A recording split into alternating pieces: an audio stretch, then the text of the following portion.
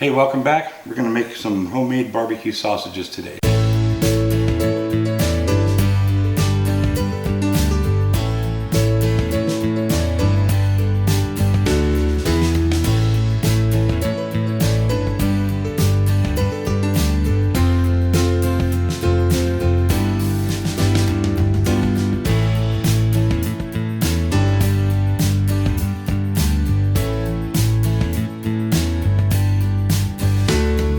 Okay, so we have this family camping trip we do every year up in Lake Isabella areas where we're going to be this year at the KOA, and so a bunch of the kids and grandkids are going to be there, and we're going to make some sausages to grill for Saturday night. We're going to use a shoulder roast, a couple of shoulder roasts here because of the high fat content. The more the better. Usually I actually will buy some fat back from the butcher or something to kind of add in to give it more moisture and everything, but I think we're going to be okay with these the way they are. So we'll get to cutting them up. The ones I bought are boneless. Usually there's a blade bone in there that I remove, but anytime I can get a shortcut, I'm going to take it. So what I'm going to do is I'm going to just cut these into strips or chunks that'll fit down inside of the meat grinder.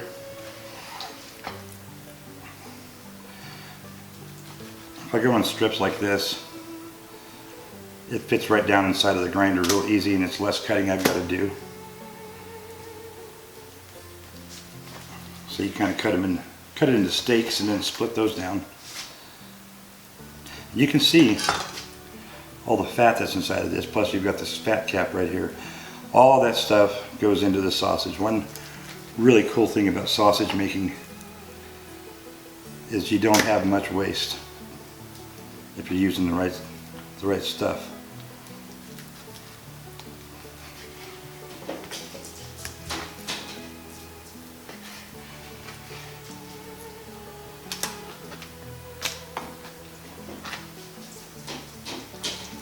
So we'll get this cut down and we'll break the grinder out.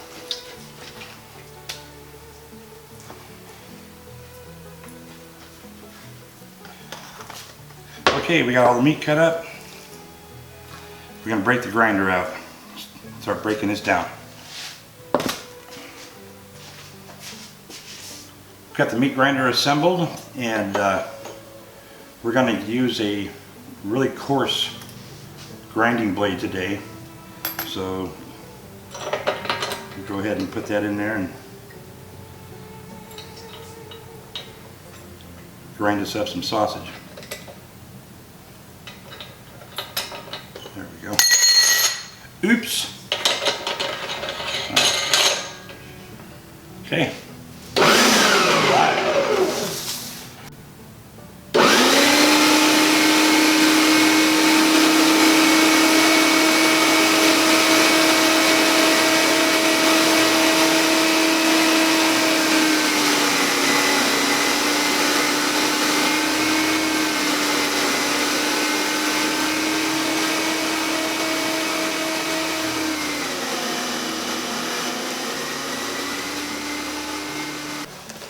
Alright, so we got everything ground up, and the next step is to give it some flavor. So we're going to spice this stuff up.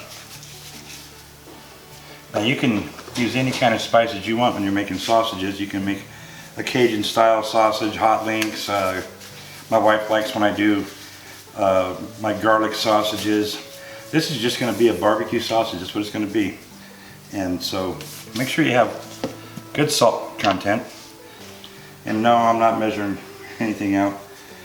There's always that risk of going overboard, and I have done that, but I've gotten pretty good about not. So we want to have plenty of salt in our sausage. We want a lot of flavor packed in here.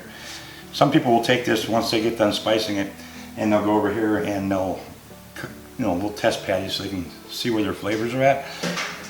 It's a good indicator, but it's not perfect. It's not the same thing, nor is it the same intensity when you have it cooked inside the casing itself. So, plenty of spice.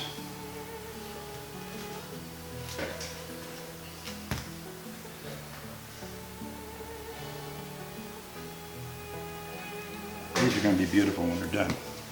And I'm going to bring in just a little bit of olive oil in here because I didn't have that little bit of extra fat back. I'm going to do it this way. And then we'll mix this up and we'll see what it looks like and make whatever adjustments we got to make. This is also important. Oh, there's a piece that didn't make it through the grinder. It's important also because we're going to also even out the fat content. You know, there's some pieces that were a lot fattier than other pieces. And so the lean pieces and everything, we're going to mix that fat up a little more evenly by doing this.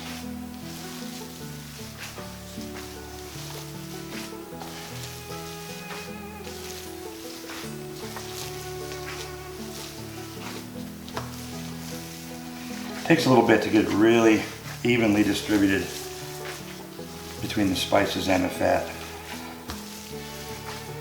So you got to keep folding it.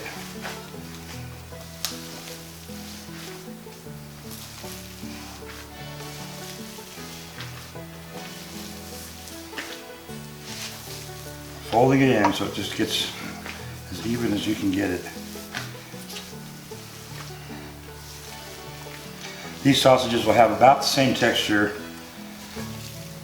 as Italian sausage that you buy in the store, just so you know.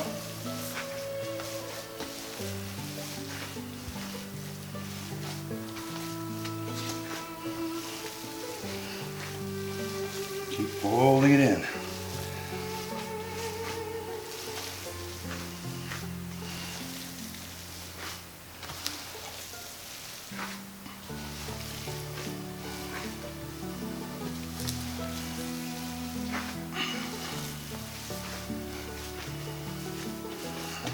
Okay, gloves are a little big for me. I'm thinking more spices. Yeah, we're not going to be afraid of spicing things. It's a lot more meat here than it looks like.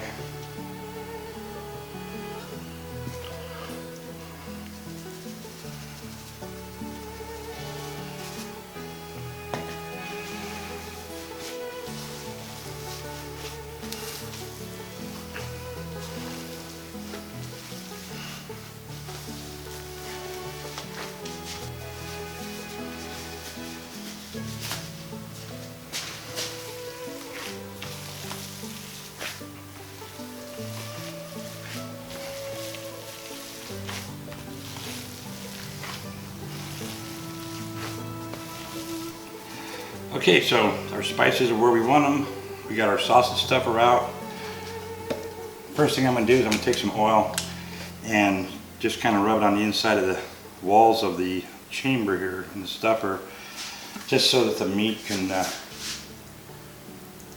slide down it a lot easier. This is not a real expensive stuffer, and so we just don't want the resistance to push the meat up to, you know, past the top of the plunger here, and this really kind of helps that out. Just a little oil lined on it. Okay, and then we're gonna pack the meat in. We want to have no air if possible, air pockets or anything. So I'll take it and I really kind of push it together good, and then I'll drop that down in there, and we'll just do this and load it up. Our casings have been soaking for about 40 minutes now, and we rinse the insides of them so they're ready to go. So I'll just push this down nice and solid.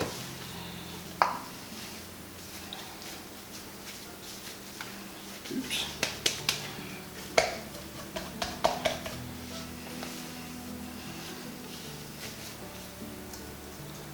All the way out to the end. Just like that.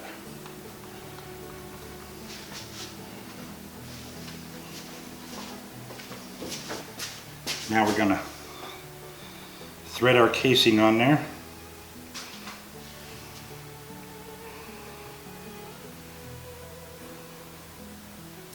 I really should have done the push the meat down through there after I got the casing on, but that's okay. I kind of find that that little round end kind of helps the casings not snag up on the sides when they have it out there. But the problem is I have to worry about it walking up with the casing.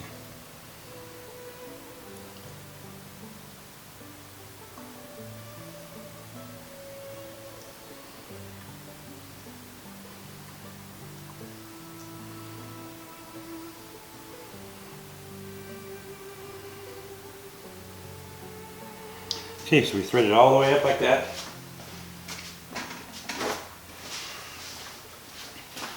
Get rid of some of this water. And then we just tie a knot in the end. You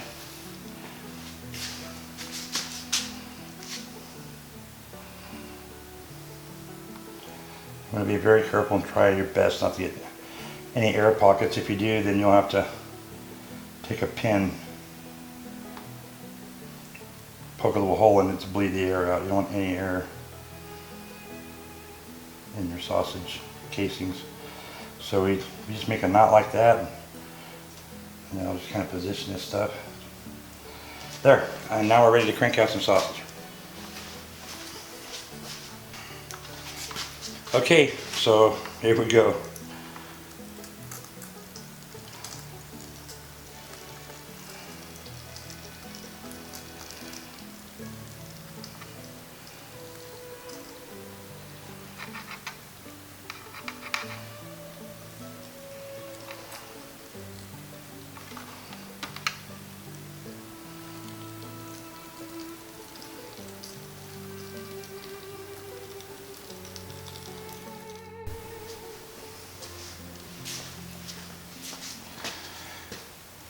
Okay, we've got our sausage coils, and now we're just going to twist them into links. So a couple of twists.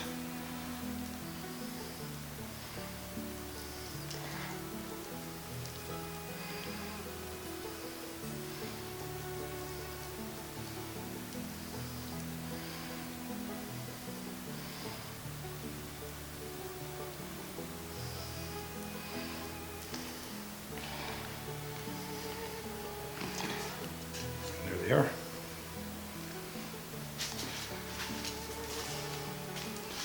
We'll get the rest of these done and we'll be finished.